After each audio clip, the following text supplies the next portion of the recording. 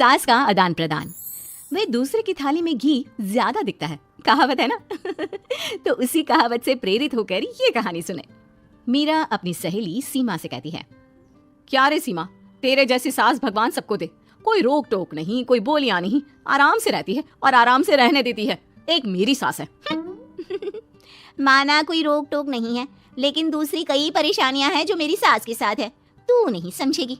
चल अच्छा रखती हूँ, ननद आई है, उसकी खातिरदारी करनी है। मीरा सीमा की सास से काफी इम्प्रेस रहती है।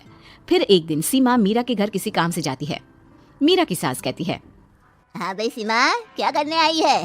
घर में कोई काम धाम नहीं है क्या? सीमा को तो शौक लगता है, ऐसे कोई कैसे बोल सकता है। आंटी, मैं कौन सा कुछ लेने आई हूँ, देने ही तो आई हूँ। ये अचार बनाया था। तभी मीरा आ जाती है। अरे तू अचार लाई है? तेरी सास ने कुछ कहा नहीं? यहाँ मेरे घर पर तो सामान सड़ जाए, लेकिन मेरी सास मजाल है किसी को चमन्नी भी देने दे। अरे क्यों ना बचाऊं चवन्नी, मेरे बेटे की मेहनत की कमाई है। तेरे भरोसे रहूं तो सब लुटा दे। अब ले ले अचार उससे और दफा कर। मीरा सीमा से अचार लेकर उसे बाहर तक छोड़ने जाती है।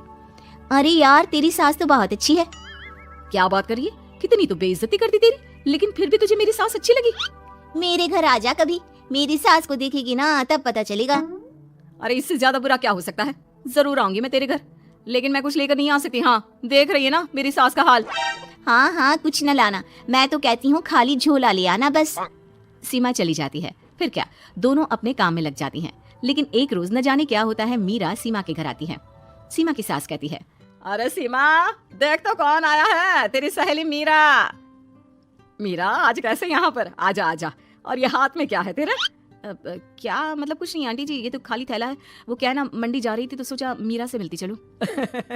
अरे काहे को मंडी जाना, कल ही मेरा बेटा सब्जी लेकर आया है। अरे मीरा, जरा सीमा का ये थैला तो भर दे। मीरा घबरा जाती है। अरे नहीं नहीं माँ जी, बिल्कुल नहीं, मैं कुछ नहीं ले सकती। हम लोग ना अलग सब्जियां खाते हैं। खैर, मीरा सब्जी तो नहीं लेती, लेकिन सीमा की सास तो न जाने क्यों कद्रदान हुई रहती है। अरे मीरा, जरा चिकन मटन बना ले, तेरी सहेली आई है। मैं फोन कर देती हूँ, वो दे जाएगा। और सुन, मिर्च जरा तेज कर देना। लेकिन मीरा तीखा नहीं खाती है माँ जी। अरे खाना चाहिए, अब सीसी करेगी ना तो नाक का सारा कचरा भी निकल जाएगा। हाय रे, कितनी अच्छी है तुम्हारी सास। हाँ, तभी आसपास के सारे यहाँ खड़े हो जाते हैं सुबह से ही। अभी 2 मिनट रुक ना, खुद पता चल जाएगा। तभी पड़ोसन आती है। अरे बहन जी, चाय का वक्त हो गया, सोचा चली आऊं आपके घर। अरे क्यों नहीं क्यों नहीं, वो क्या है ना, बहू की सहेली आई है तो चिकन बन रहा है, वो भी लेती जाना। मैं जरा ज्यादा ऑर्डर कर देती हूँ। और हाँ बहू, पकोड़े भी तल ले चाय के साथ। जा जा मीरा बेटी, सीमा की मदद कर दे जरा।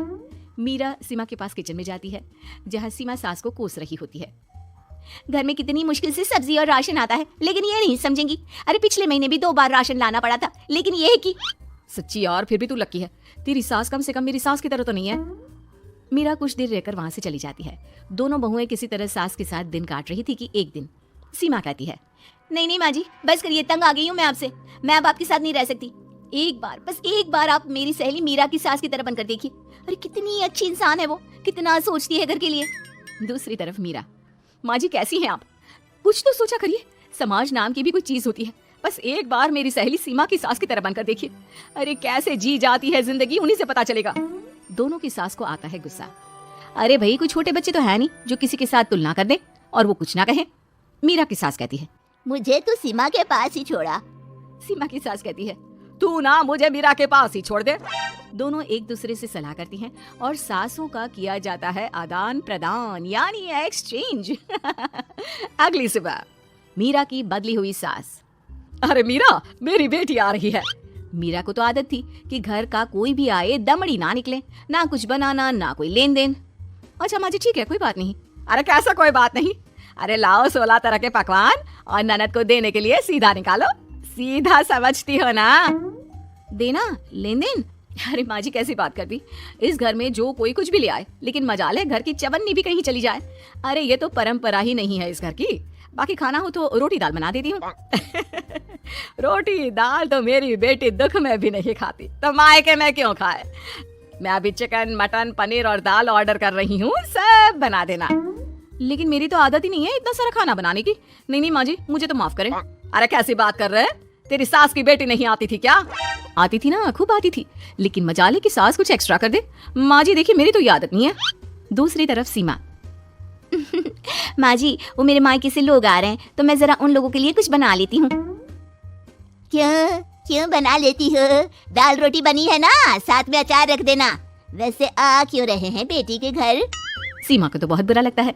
कहाँ तो उसकी सास पड़ोसी के कुत्ते को भी घी की रोटी खिलाती है, और कहाँ ये मीरा की सास जो उसके मायके वालों के लिए सूखी रोटी अचार रख देने की बात कर रही है।